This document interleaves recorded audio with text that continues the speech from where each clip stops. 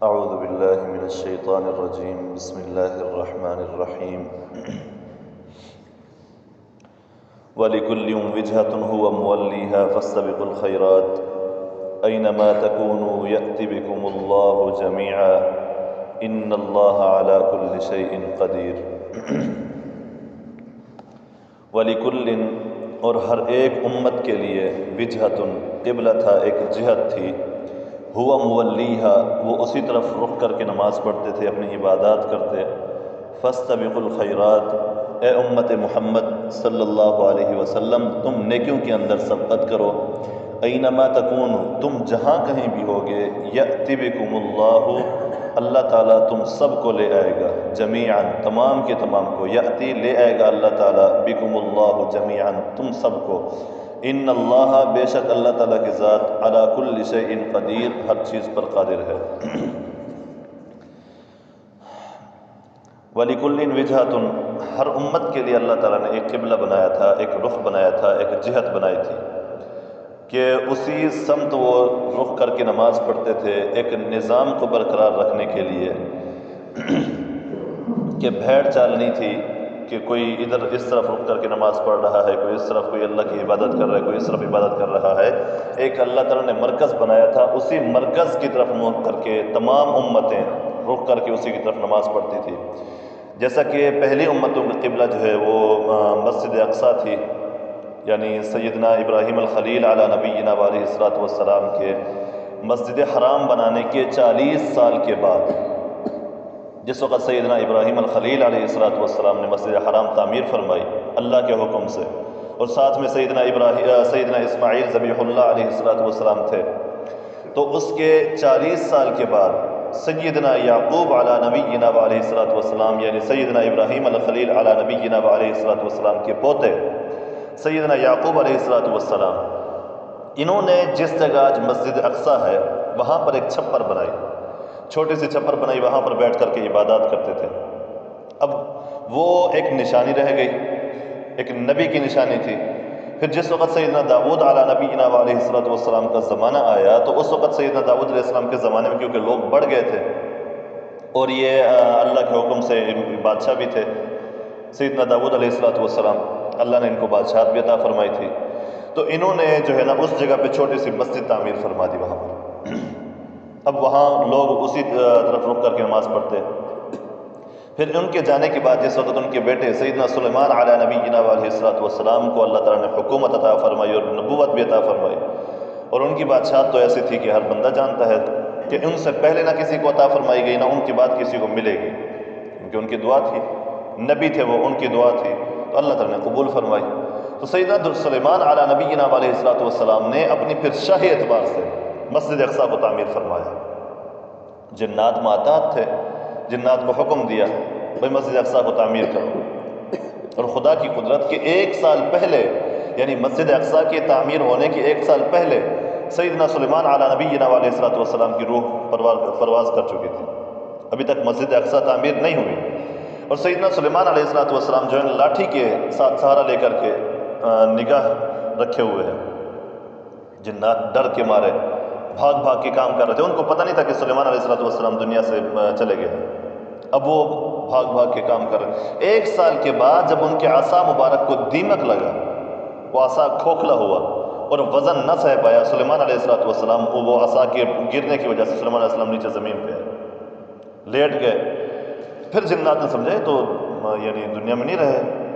اس کے بعد یعنی اللہ کا ایک تو فیصلہ تھا، اللہ کا حکم تھا، اللہ کی اس میں حکمت تھی کہ جنات ورنہ آدھے راستے کے اندر آدھے چھوڑ کر چلے جاتے، جب ان کو پتہ چلتا کہ سلیمان علیہ السلام تو دنیا میں نہیں رہے، وہ چھوڑ کر چلے جاتے، تو اللہ تعالیٰ نے سلیمان علیہ السلام کی نگرانی ایسے رکھی جیسے زندہ بندہ نگرانی کر رہا، اور ادھر موت کا وقت بھی آ چکا تھا، موت بھی تو آگے پیچھے نہیں ہو سکتی، نبی ہو یا کوئی بھی ہو سوائے نبی اکرم صلی اللہ علیہ وسلم کے ان کو اختیار دیا گیا تھا کہ اگر آنا چاہیں تو لے آنا، نہ آنا چاہیں تو چھوڑ کے آ جانا۔ اس کے علاوہ کوئی نبی ہو، کوئی ولی ہو، کوئی غوث ہو، جو بھی ہو، موت تو برحق اور ٹائم پہ آنی ہے، آگے پیچھے نہیں ہوگی، پہلے نہیں آئے گی کبھی کسی کو، بعد میں نہیں آئے گی کبھی کسی کو، وقت پہ آنی ہے، وقت پہ آنی ہے۔ تو سلیمان علیہ السلام کا وقت کیونکہ آ چکا تھا اور وہ دنیا اللہ کے پاس چلے گئے، اور ادھر انہوں نے جنات نے کام بھی کرنا. تو اللہ تعالیٰ نے پھر سلیمان علیہ السلام کو اس طرح رکھا جس طرح کہ زندہ آدمی کھڑا ہوتا ہے, نگرانی فرما رہے تھے. تو ان کے بعد پھر مسجد اقصیٰ جو ہے یہ قبلہ بنا دیا گیا, یہودیوں کا قبلہ. پھر مسجد اقصیٰ کو بنا دیا گیا کہ تم اس کی طرف رخ کر کے. اب یہودیوں کا قبلہ بھی مسجد اقصیٰ ہے, عیسائیوں کا قبلہ بھی مسجد اقصیٰ ہے. یہودیوں کا قبلہ میں نے جس کا پہلے عرض کیا تھا کیا نام ہے, مغرب کی جانب میں, مغرب کی جانب میں ان کا قبلہ تھا, ایک چھوٹا سا چٹان تھی چھوٹی سی. اور ادھر مشرق کی جانب عیسائیوں کا قبلہ. مسجد اقصیٰ کے اندر ہی ایک رخ تھا یہودیوں کا, ایک رخ تھا عیسائیوں کا. تو اللہ یہ فرما رہے ہیں وَلِكُلٍّ وِجْهَةٌ, ہر ایک کے لیے ہم نے قبلہ بنایا ہے, ہر ایک کے لیے ہم نے جہت بنائی ہے. صرف آپ کے لیے نہیں ہے, صرف آپ کو یہ حکم نہیں دیا جا رہا کہ آپ بیت اللہ کی طرف رخ کر کے نمازیں پڑھو. اور جس وقت کیا نام ہے نبی اکرم صلی اللہ علیہ وسلم جبل نور پہ تھے, یعنی غار حرا میں, جبل نور کی چوٹی پر غار حرا میں, تو وہاں پر سیدنا جبرائیل علیہ السلام تشریف لائے اور آ کر کے نبی اکرم صلی اللہ علیہ وسلم کو وضو کا طریقہ سکھایا. کیسے سکھایا کہ آ کر اپنا پر مارا, اس جبل نور کی چوٹی کے اوپر پر مارا, وہاں سے پانی نکلا. سیدنا جبرائیل علیہ السلام نے ان کو وضو کا طریقہ سکھایا نبی اکرم صلی اللہ علیہ وسلم کو کہ اس طرح وضو فرمائے. نبوت ملنے کے بعد نمازیں فرض ہونے سے پہلے, نمازیں فرض ہونے سے پہلے پہلا حکم جو تھا یہ وضو کرنے کا حکم تھا. اور نمازیں جو وہ نفلی طور پر اللہ تعالیٰ نے دیا بھی, فجر کی اور عصر کی آپ نفل کے طور پر پڑھا کریں, فرض نہیں ہوئی تھی. فرض تو ہوئی ہے سن 10 ہجری میں, 11 ہجری میں, نبوی میں. پھر اس کے بعد جس وقت یعنی معراج کا واقعہ پیش آیا, اس کے بعد جو ہے نبی اکرم صلی اللہ علیہ وسلم کو 5 نمازیں وہاں سے معراج سے ملی. پھر 3 سال نبی اکرم صلی اللہ علیہ وسلم مکہ مکرمہ میں رہے. اس کے بعد پھر کیا نام ہے ہجرت کر کے مدینہ منورہ تشریف لے گئے. وہاں پر پھر اللہ تعالیٰ نے حکم دیا کہ آپ جو ہے مسجد اقصیٰ کی طرف رخ کر کے نماز پڑھیں. اس کی وجہ میں بار بار عرض کر چکا ہوں کہ کیونکہ ان کی کتابوں کے اندر موجود تھا, یہودیوں کی عیسائیوں کی کتابوں کے اندر موجود تھا کہ نبی جو ہوگا نبی القبلتین ہوگا, اس کی صفت موجود تھی. نبی القبلتین ہوگا تو مسجد اقصیٰ کی طرف بھی رخ کر کے نماز پڑھے گا, مسجد حرام کی طرف بھی رخ کر کے نماز پڑھے گا. اللہ تعالیٰ نے اس کیا نام ہے اس صفت کو مکمل فرمانا تھا. تو 16 یا 17 مہینے نبی اکرم صلی اللہ علیہ وسلم نے مسجد اقصیٰ کی طرف رخ کر کے نمازیں پڑھی. اس کے بعد دوبارہ بیت اللہ کی طرف رخ کرے اللہ کے حکم سے.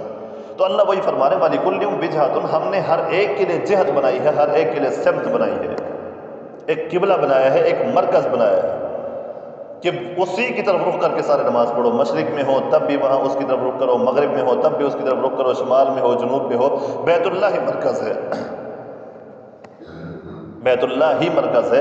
ورنہ آپ آج دیکھ لیں کہ ہر ایک مذہب کے پاس اپنا اپنا عبادت خانہ ہے, کسی کا رخ کس طرف ہے, کسی کا رخ کس طرف ہے. لیکن صرف ایک مسلمان ہے کہ پوری دنیا میں آپ جہاں چلے جائیں اس کا رخ صرف ایک ہی طرف ہے. اس کا رخ ہندوؤں کو دیکھ لیں, ان اپنے بت رکھے ہوئے ہیں, جہاں جس طرف بت رکھا ہوگا اسی طرف ان کا رخ ہوگا. وہ پابند تھوڑی ہے کہ ایک ہی جہت کی طرف رخ کرنا ہے. صرف مسلمان کہ صرف اللہ رب العزت نے جس طرف رخ کرنے کا حکم دیا اسی طرف رخ کرنا ہے, بیت اللہ کی طرف. پوری دنیا کے مسلمان ایک ہی طرف ان کا رخ ہے, ایک ہی طرف ان کا چہرہ ہے. اللہ یہی فرما رہا ہے وَلِكُلٍّ وِجْهَةٌ هُوَ مُوَلِّيهَا, ہم نے ان کے لیے قبلہ مقرر کیا, وہ اسی کی طرف رخ کر کے نمازیں بھی پڑھتے تھے, اپنے عبادات مکمل فرماتے تھے. اللہ فرماتے ہیں فَاسْتَبِقُوا الْخَيْرَاتِ, تم نیکیوں کے اندر سبقت کرو, تم نیکیوں کے اندر سبقت کرو. کیا مانا کہ ہماری زندگیاں تو کم ہیں, ہماری زندگیاں کم ہیں پہلی امتوں کی بنسبت. ان کی زندگیاں 300 400 سال, 500 سال, 1000 سال ان کی ایک بندے کی عمر ہوتی تھی. اور وہ نیکی جو کرتے تھے ان کو اسی کے بقدر ہی اللہ تعالیٰ نے ظلم نہیں کیا ان کے اوپر. جتنی وہ نیکی کرتے اتنا اللہ تعالیٰ ان کو ثواب عطا فرماتے تھے. اور ہم جتنی نیکی کرتے ہیں ہمیں 10 گنا بڑھ کے ثواب ملتا ہے. یہ صرف برکت ہے نبی اکرم صلی اللہ علیہ وسلم کی, اور ہمیں اس پر فخر ہونا چاہیے کہ ہم ان کی امتی ہیں, اللہ نے ان کو امتی بنایا ہے. وہ مثال کے طور پر وہ ایک دن کام کرتے تو ان کو 500 جس طرح مزدور کی ہوتی ہے, مزدور ایک دن کام کرتا ہے 700 500 اس کی دیہاڑی ہے, یہ مقرر ہے, اس کے اوپر ظلم نہیں ہے. اس کے ساتھ مقرر ہوا, بات چیت ہوئی, بات ختم ہو گئی, اس نے اپنی مزدوری کی, ادھر سے مزدوری لی, وہ چلا گیا. چلا گیا وہ. ہم بھی ہمیں مزدوری ملتی ہے لیکن جو اوپر سے زیادہ مل رہے ہیں اس کی وجہ کیا ہے؟ وہ نبی اکرم صلی اللہ علیہ وسلم کی امت ہونے کا اعزاز ہے. اللہ تعالیٰ اس کی لاج رکھتے ہیں. اللہ تعالیٰ اس کی لاج رکھ کے ہمیں مزید ثواب عطا فرماتے ہیں. ہم ایک کرتے ہیں 10 عطا فرماتے ہیں. 10 کیا 700 گنا سے بھی زیادہ عطا فرماتے ہیں اللہ تعالیٰ. مثل الذين ينفقون اموالهم في سبيل الله كمثل حبة انبتت 7 سنابل في كل سنبلة 100 حبة والله يضاعف لمن يشاء. اللہ فرماتے ہیں کہ جو اللہ کے راستے میں خرچ کرتا ہے اپنے مال کو، جو اللہ کے راستے میں اپنے مال کو خرچ کرتا ہے، اس کی مثال ایسی ہے کہ اس نے 7 دانے زمین میں بوئے، پھر ہر ایک دانے کے بدلے اللہ تعالیٰ نے اس کو 100 دانے عطا فرمائے. 1 روپیہ خرچ کیا، مثال اس کی کیا ہے کہ اس 1 روپے خرچ کرنے کی مثال ایسی ہے کہ اس نے 7 دانے بوئے زمین میں، اور اس 7 دانے میں سے ہر ایک سنبل، ہر ایک سٹے کے اوپر 100 دانے تھے. 700 دانے ہو گئے. 1 روپے کے بدلے میں اللہ تعالیٰ 700 سے بھی زیادہ عطا فرما رہے ہیں. واللہ یضاعف لمن یشاء. پھر اللہ کی مرضی، اللہ فرماتے ہیں جس کے لیے چاہے اللہ تعالیٰ زیادہ فرما دیتے ہیں. یہ اعزاز دیا اس لیے اللہ فرماتے فاستبقوا الخیرات. تم نیکیوں کے اندر سبقت کرو. تم نیکیاں تھوڑی کرو گے، نیکیاں کرو ضرور. نیکی تمہاری تھوڑی ہوگی، ثواب زیادہ دوں گے. تم ان سے نیکیوں کے اندر سبقت کرو. فاستبقوا الخیرات. آگے اللہ فرماتے ہیں اینما تکونوا یأتی بکم اللہ جمیعا. تم جہاں کہیں بھی ہوگی قیامت کے روز اللہ تعالیٰ تمہیں جمع کر لیں گے. ایک ہی میدان کے اندر تمہیں جمع فرمائیں گے، شروع سے لے کر سیدنا آدم علیہ نبینا علیہ الصلوۃ والسلام سے لے کر آخری امتی کے آنے تک جتنے بھی لوگ ہوں گے سب کو اللہ تعالیٰ کی جگہ جمع فرمائیں گے. اللہ تعالیٰ کی مشکل نہیں ہے. اللہ تعالیٰ کے لیے مشکل نہیں ہے. کفار مکہ جو تھے وہ کہتے ہیں یہ کیسے ہو سکتے ہم دوبارہ زندہ ہوں گے، دوبارہ اللہ تعالیٰ ہمیں جمع کرے گا ایسا. اللہ تعالیٰ نے فرما دیا جو اللہ تعالیٰ، جو رب پہلی مرتبہ پیدا کر سکتا ہے وہ دوسری مرتبہ پیدا کر سکتا ہے. مثال کے طور پر سب سے پہلے ابھی تک ایک میں مثال دیتا ہوں کہ ایک گاڑی ہے، کار کو دیکھ لیں. پہلے جب اس کا وجود نہیں تھا، جب کسی کو پتہ نہیں تھا اس چیز کا، تو بنانے والا جس نے کار بنائی ہے اس کے لیے کتنی مشقت ہوئی ہوگی، کتنی مشقت ہوئی ہوگی. اب جب ایک آئیڈیل بن کے تیار ہو کے آ گیا، اس کے جیسا دوبارہ بنانا کوئی مشکل بات تھوڑی ہوگی. پھر جب اس کے اندر تھوڑی سی کوئی خرابی آ گئی، دوبارہ اس کو ریپیئر کرنا یہ مشکل بات. شروع بنانا مشکل ہے. اللہ فرماتے میں نے تمہیں پہلے پیدا کیا جب کہ تم کچھ بھی نہیں تھے. سیدنا آدم علیہ السلام کو پیدا کیا، اس وقت وہ تھے ہی نہیں، ان کا نام و نشان نہیں تھا، انسان کا کوئی نام و نشان نہیں تھا. اللہ نے آدم علیہ السلام کو پیدا کیا. جب پہلی مرتبہ پیدا کر چکے ہیں تو دوسری مرتبہ کون سا مشکل ہے؟ اور اس کے اندر اگر تھوڑی سی خرابی آ گئی، مطلب زمین کے اندر جب چلے گئے تو ہڈیاں جو ہے نا وہ گل سڑ گئی، اللہ تعالیٰ دوبارہ اس کو ریپیئر کر دیں گے. اللہ تعالیٰ کے لیے کیا مشکل ہے؟ اللہ تعالیٰ کے لیے پہلی مرتبہ بنانا مشکل نہیں تھا، دوسری مرتبہ کیسے مشکل بن جائے گا؟ اللہ فرماتے ہیں اینما تکونوا، تم جہاں کہیں بھی ہوگے، یأتی بکم اللہ جمیعا، اللہ تعالیٰ تم سب کو لے کر آئیں گے، تم سب کو اکٹھا کریں گے. واللہ علی کل شیء قدیر. اللہ تعالیٰ ہر چیز پر قادر ہے، ہر چیز پر قادر ہے. ایسا نہیں ہے کہ اللہ تعالیٰ جو ہے نا وہ کہ کوئی چیز ایسی ہو کہ اللہ تعالیٰ کی قدرت سے باہر ہو، ایسا بالکل نہیں ہے.